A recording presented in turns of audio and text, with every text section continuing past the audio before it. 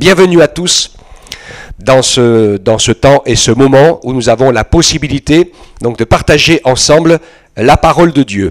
Alors je voudrais aujourd'hui continuer un petit peu à parler d'un personnage biblique, mais en le voyant sur un autre angle. Vous vous rappelez, pour vous qui étiez là la semaine dernière, que nous avons parlé d'Abraham, enfin j'espère que vous vous en rappelez, en parlant de la deuxième armée de Dieu. D'accord, cette deuxième armée qui est la nôtre. Et on avait vu Abraham avec ses 318 serviteurs fidèles, nés dans sa maison, qu'il a armés. Et dans une nuit, ils sont allés pour défendre Lot, leur neveu, qui avait été fait prisonnier. Et ils ont anéanti le combat de 4 rois contre 7 dans les batailles qui avaient eu lieu avant.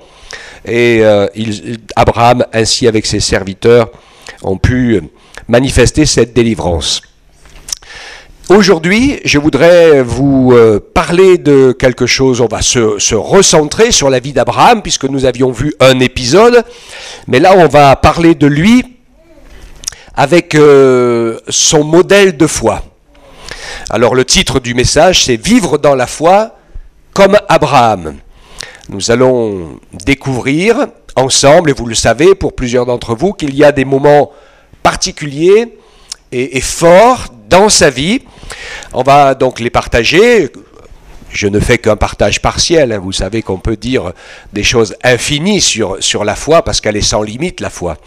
Mais nous arrêter, je voudrais le faire sur des choses qui peuvent nous parler et nous aider à avancer avec le Seigneur. Donc le premier texte que nous lisons, c'est Genèse 12, verset 1er.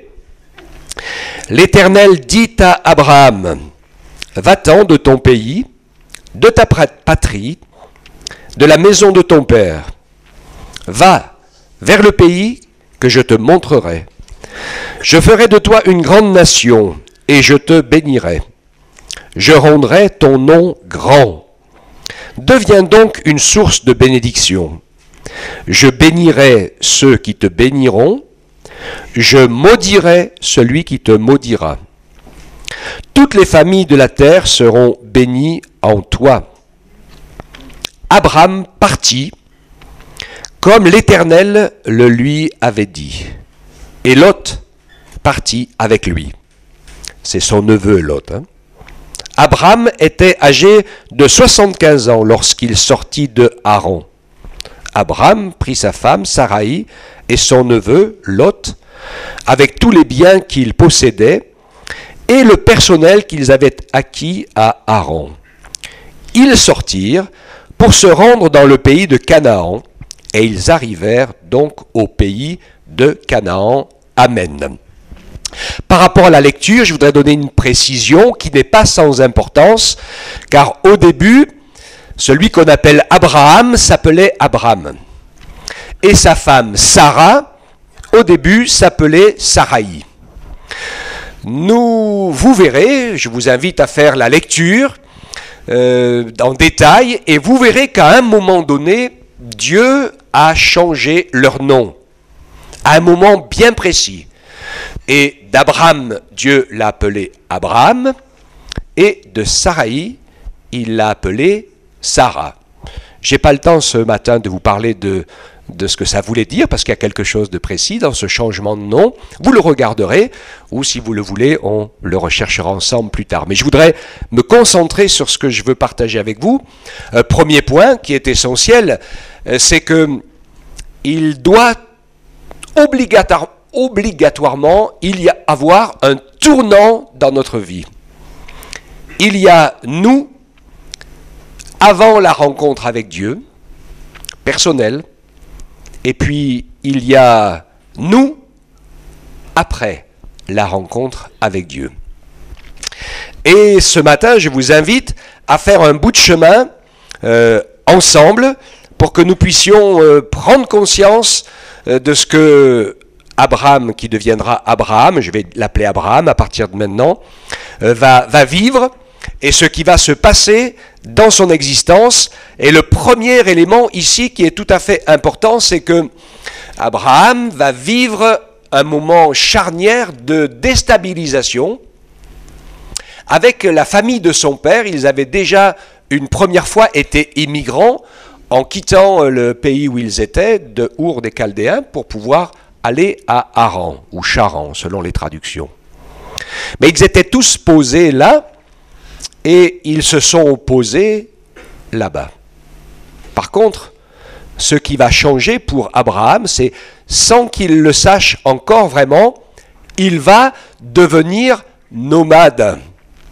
Il va partir, rassembler toutes ses affaires, tout son cheptel, tout son personnel, tout le monde, et puis ils vont se mettre en route, en migration, et puis quand vous lisez le reste du texte sur la Genèse, vous vous apercevez finalement que Dieu va lui faire parcourir par étapes la plupart des endroits qui constituent le pays que Dieu leur a promis, vont même revenir, etc. Mais finalement, il va être en mouvement. Alors j'avais cette idée ce matin, je vais vous le dire tout de suite pour qu'on puisse faire le parallèle. Je pensais au système solaire. Vous savez ce que c'est le système solaire? Le Soleil, avec toutes les satellites qui tournent autour, dont nous faisons partie, nous la Terre. Il y a aussi d'autres satellites qui tournent autour des satellites. Ok, si vous avez appris le système solaire, par exemple, nous, on a la Lune, qui est le satellite qui tourne autour de la Terre, pendant que la Terre tourne autour du Soleil. Je ne vais pas vous énumérer toutes les planètes, mais c'est tout à fait intéressant.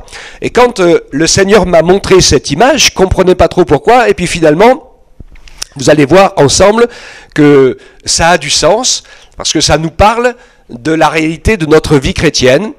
Et donc je vais positionner les choses tout de suite. Nous qui rencontrons le Seigneur et qui nous mettons à un moment donné de croire fortement en lui parce que nous sommes convaincus de son existence, de sa grandeur et de sa puissance. Alors nous entrons dans une sorte de système planétaire. Et écoutez bien ce que je vais vous dire. Nous avons deux possibilités, si je fais la comparaison avec le système solaire.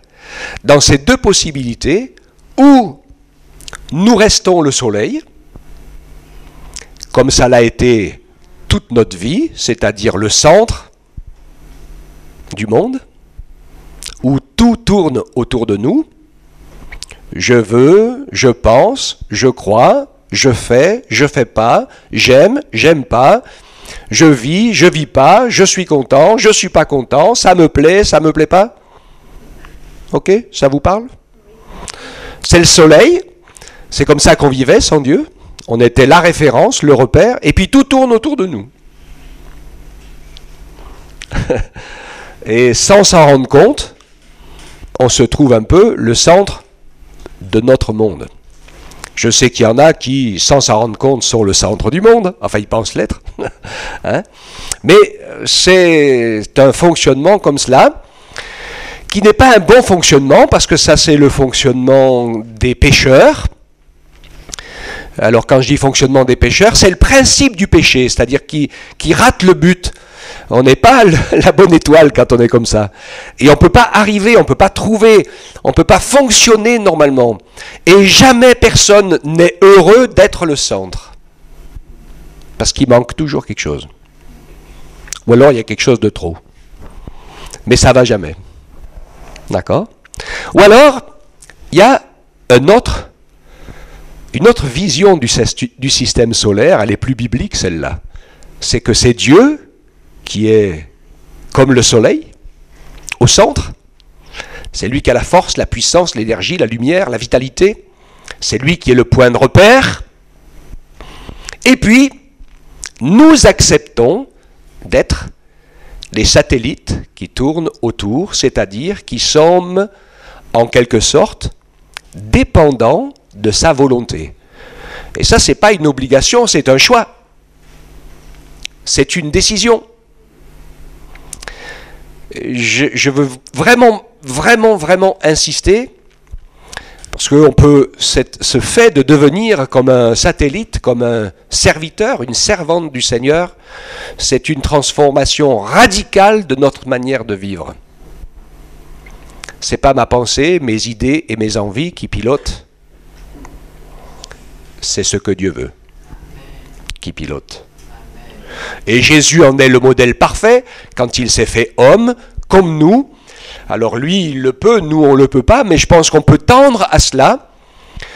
Ce que Jésus a fait, c'est, et il le pouvait le dire, en parlant de la volonté de son Père, je fais toujours ce qui lui est agréable, et donc personne ne peut me convaincre de pécher. J'ai raccourci 2 versets en un seul, mais les 2 expressions sont très claires dans les évangiles. Qui de vous me convaincra de pécher?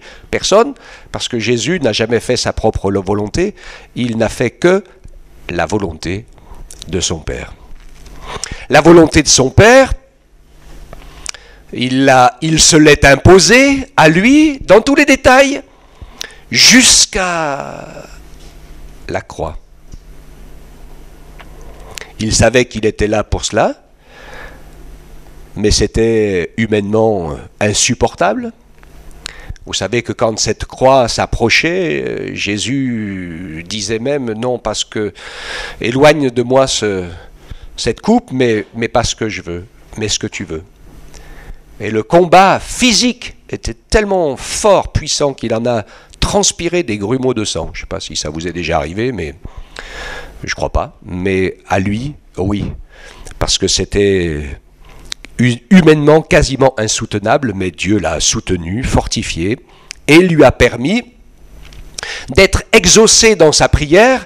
Et j'aime beaucoup ce passage où Jésus criait à son Père d'éviter la souffrance et la mort, et Dieu dit qu'il l'a exaucé, et il n'a pas évité la souffrance, mais il est mort, mais il l'a ressuscité des morts. Alléluia. Il l'a rendu victorieux sur la mort. Nous allons lire un autre texte ensemble, Hébreux 10, 22 à 27, qui nous parle encore de ces éléments de foi. Approchons-nous donc d'un cœur sincère, avec une foi pleine et entière, le cœur purifié d'une mauvaise conscience et le corps lavé d'une eau pure. Confessons notre espérance sans fléchir, car celui qui a fait la promesse est fidèle. Veillons les uns sur les autres pour nous inciter à l'amour et aux œuvres bonnes. N'abandonnons pas notre assemblée comme c'est la coutume de quelques-uns, mais exhortons-nous mutuellement, et cela d'autant plus que vous voyez le jour approcher. Car si nous péchons volontairement après avoir reçu la connaissance de la vérité, il ne reste plus de sacrifice pour les péchés, mais une attente terrifiante du jugement et l'ardeur d'un feu prêt à dévorer les rebelles. Approchons-nous donc de lui avec un cœur sincère, une foi pleine, entière, et le cœur purifié d'une mauvaise conscience, le corps lavé d'une eau pure. Nous voyons qu'il y a pour nous un travail d'exposer notre cœur, notre corps et notre conscience à la lumière des Écritures, pour vivre dans un esprit de repentance. Comme nous disait Mustapha ce matin, avec en même temps cette pleine conscience que nous ne sommes rien, que nous ne méritons rien, que nous n'avons rien à revendiquer, et que nous ne sommes pas le centre du monde, loin s'en faut, mais de notre côté, que Jésus nous aime, il a donné sa vie pour chacun d'entre nous, nous sommes ses perles précieuses, nous sommes ses bien-aimés, il a tout accompli, il n'a pas hésité à se sacrifier, je le dis, pour chacun et pour chacune d'entre nous. Si Jésus est mort à la croix, c'est pour toi. Et j'aime insister sur ce fait, parce que religieusement, on dit facilement « Jésus est mort pour les péchés du monde », ça veut tout dire et rien dire. Et on croit que, comme ça, il a effacé tous les péchés du monde et qu'on ira tous au paradis. Mais ce n'est pas ce que la Bible nous dit.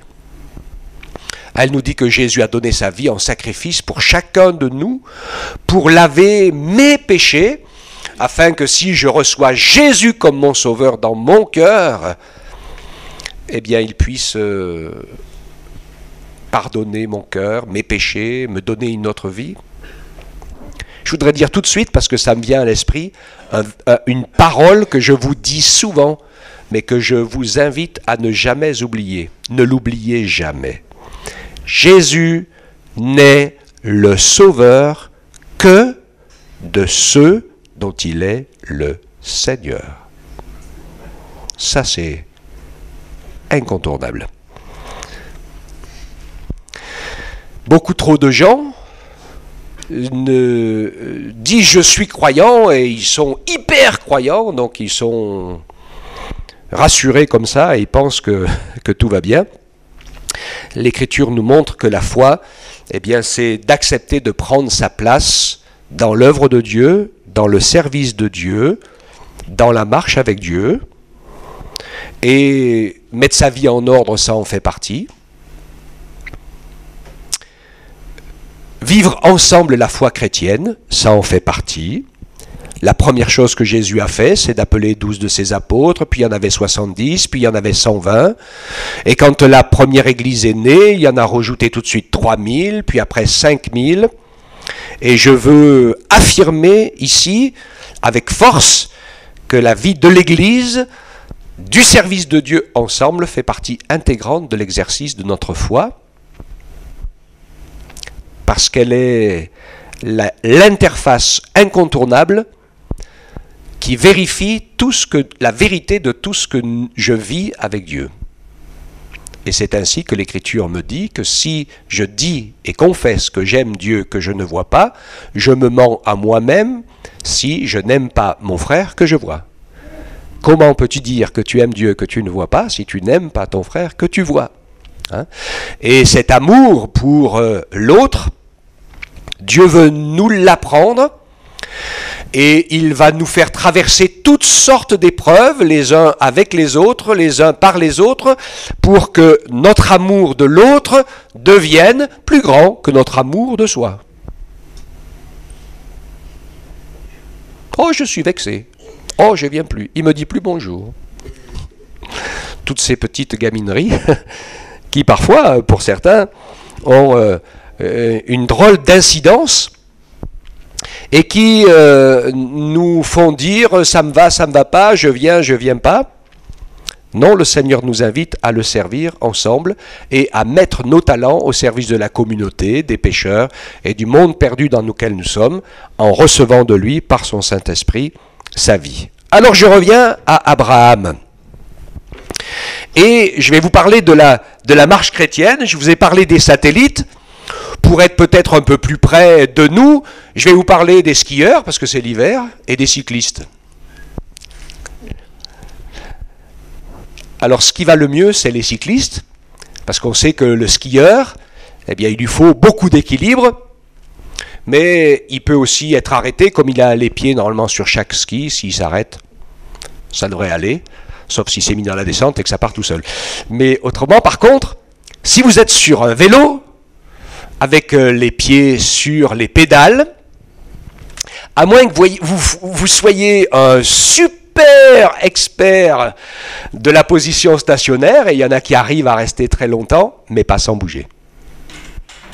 Pour réussir à tenir en équilibre sur un vélo, même ceux qui savent tenir sans avancer, eh bien, bougent au moins le volant, la direction, et il y a un minimum de mouvement sans lequel c'est impossible de tenir.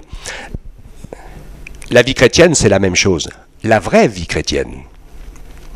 Et souvent, nous vivons notre vie chrétienne assis sur le fauteuil de notre vie. Et Abraham, au début, c'était comme ça.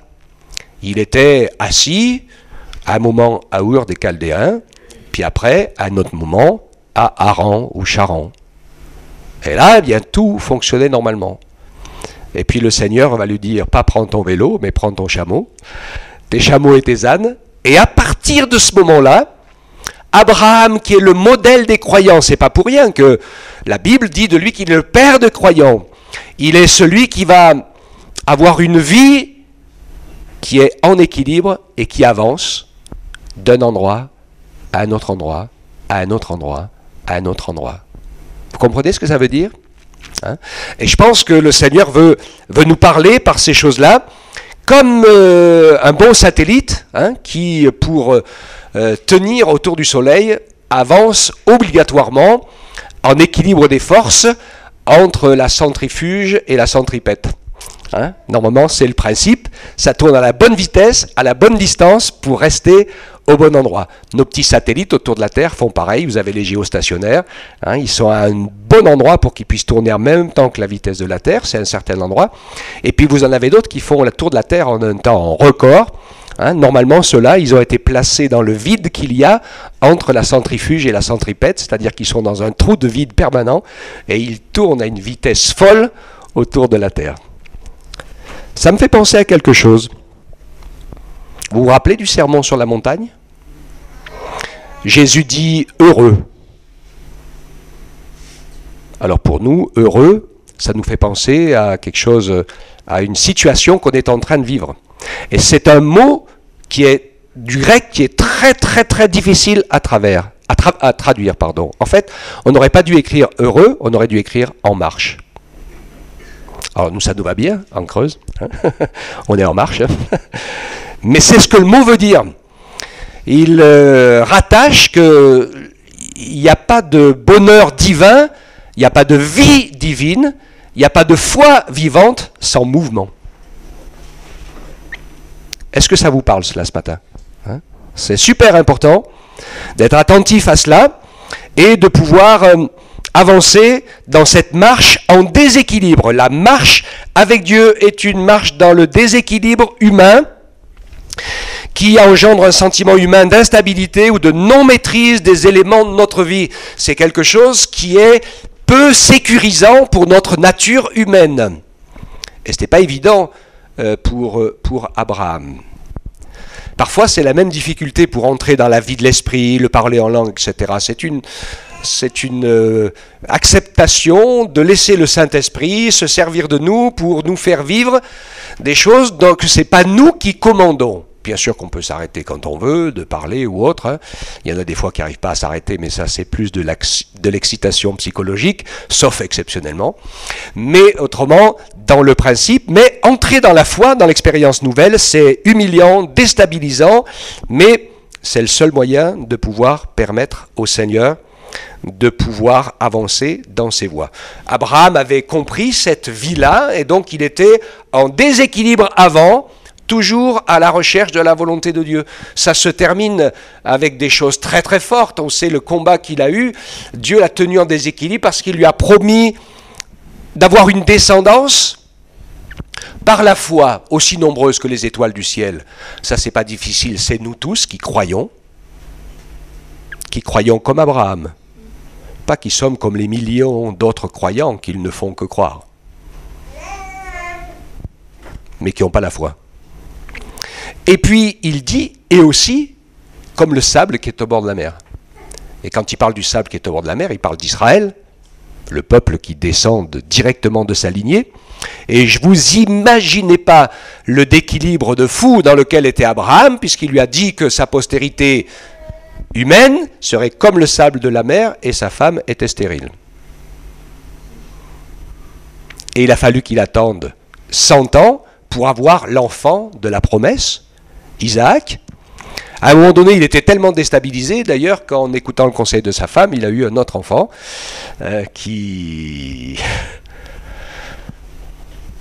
Bon, j'en dirai pas plus, puisqu'on est en guerre. Mais on a tout compris. Les deux se sont toujours fait la guerre, et ça continue aujourd'hui, ça n'a pas changé, c'est toujours la même guerre. Et donc, dans cette situation, mais Dieu pardonne, Dieu fait grâce, les choses ont avancé,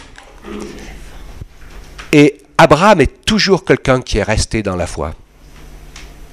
Est-ce que Abraham n'a pas douté à certains moments? Bien sûr qu'il a douté.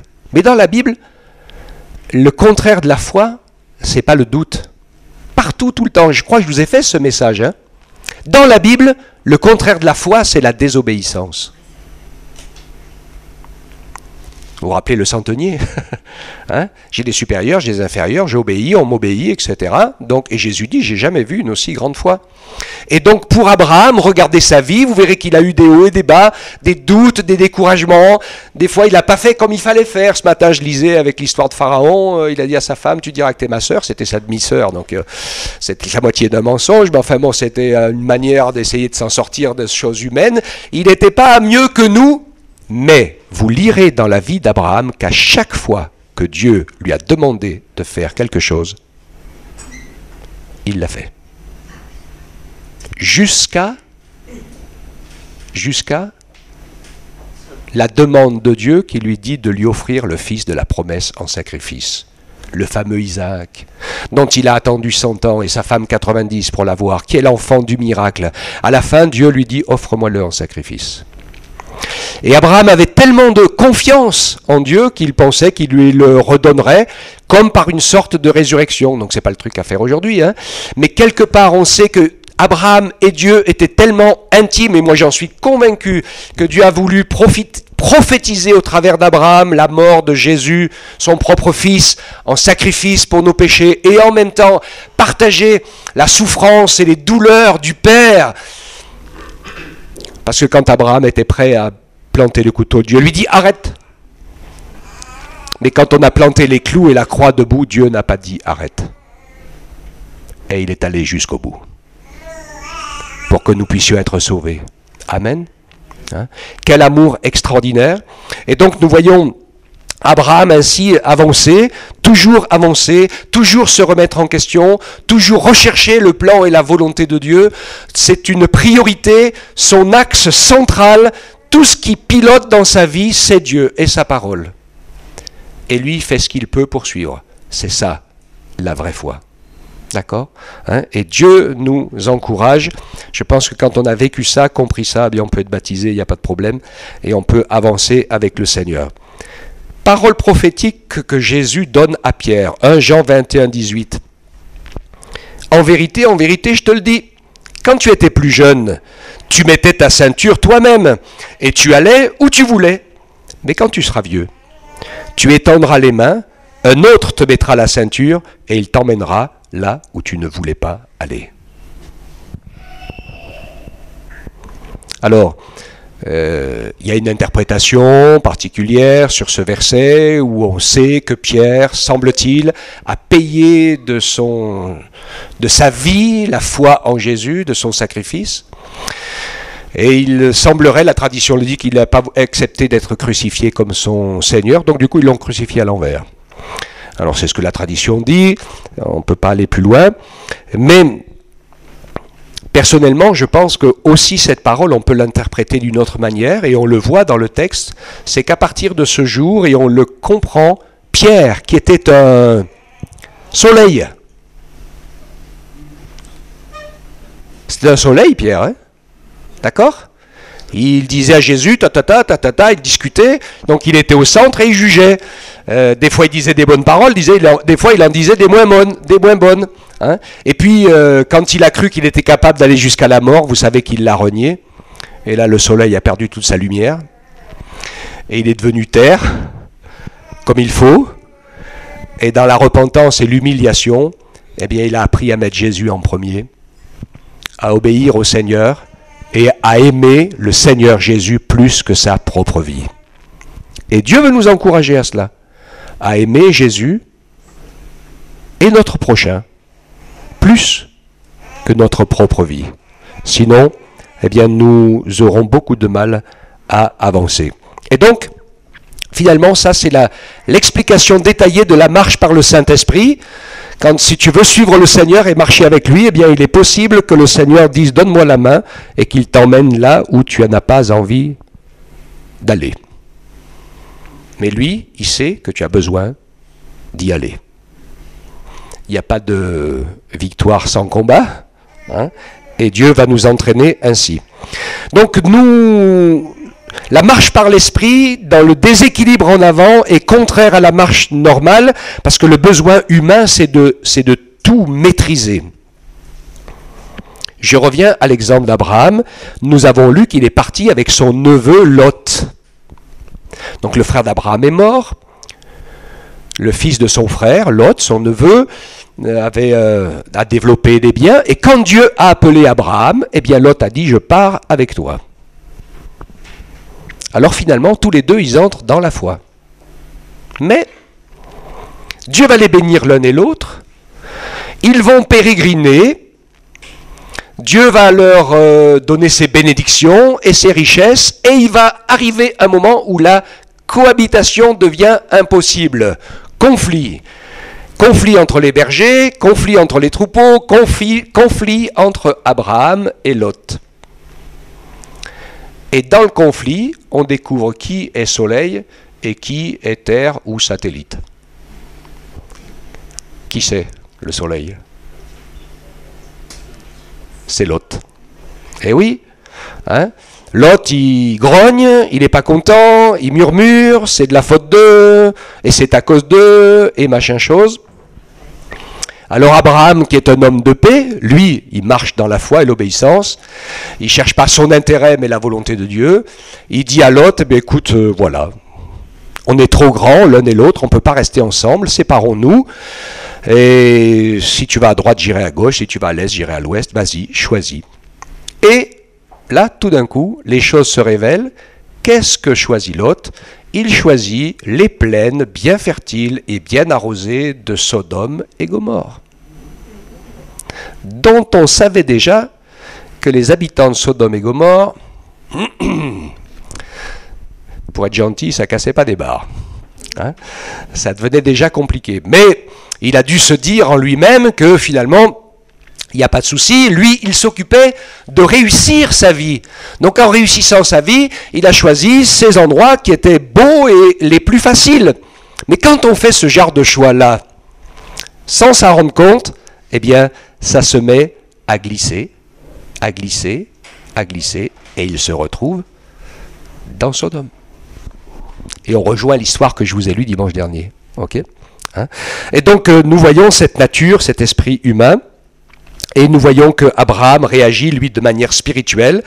Il va chercher la paix, il ne s'occupe pas de ses intérêts, pourvu qu'il soit dans le plan de Dieu. Et c'est ainsi qu'à l'image de Lot, beaucoup de croyants deviennent des religieux, qui rentrent dans les habitudes, qui arrêtent de se remettre en question, qui disent « j'en sais assez, j'en ai assez fait ». Certains, je me rappelle, qui disaient « j'ai déjà beaucoup changé, maintenant il faut me prendre comme ça ou pas me prendre du tout ». Non, mais même si tu as beaucoup changé, il faut que tu continues à changer encore. Et jusqu'au bout, tant que le Seigneur te garde vivant sur la terre, c'est qu'il y a encore des choses indispensables à changer. Sinon, il te reprend. Hébreux 11, 8 et 9, c'est par la foi qu'Abraham obéit à l'appel de Dieu, en partant vers un pays qu'il devait recevoir en héritage, et il partit sans savoir où il allait. Et c'est par la foi qu'il vint s'établir en terre promise comme en pays étranger, habitant sous des tentes, ainsi qu'Isaac et Jacob, héritiers de la même promesse. Et un peu plus loin, versets 11 à 13, c'est par la foi qu'ils sont tous morts sans avoir obtenu les choses promises. Ils les ont vus et salués de loin en confessant qu'ils étaient étrangers et résidents temporaires sur la terre. Ceux qui parlent ainsi montrent clairement qu'ils cherchent une patrie. S'ils avaient eu la nostalgie de celle qu'ils avaient quittée, ils auraient eu l'occasion d'y retourner, mais en réalité, ils aspirent à une patrie meilleure, c'est-à-dire une céleste. C'est pourquoi Dieu n'a pas honte d'être appelé leur Dieu, car il leur a préparé une cité. Alléluia.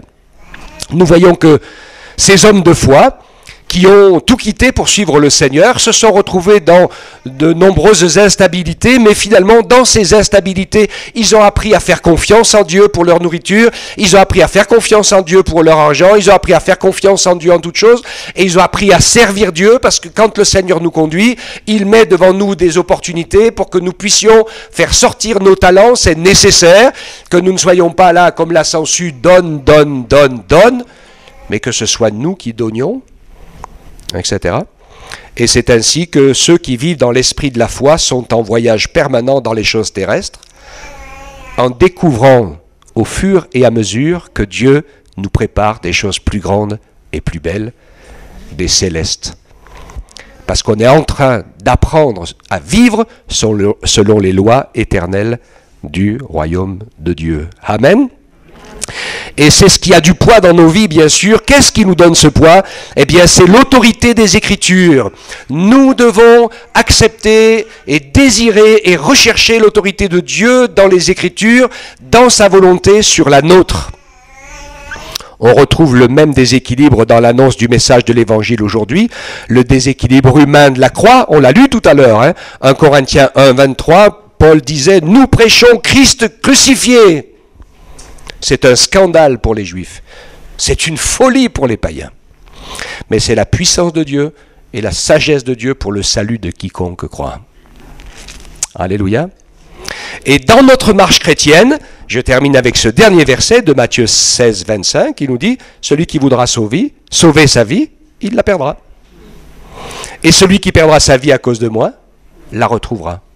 Tout ce qui est notre centre d'intérêt, tout ce qui nous occupe, tout ce qui est essentiel, que ce soit nos biens matériels, même notre santé, même tout un tas de choses dont nous passons notre temps à nous occuper de ça, nous laisserons tout.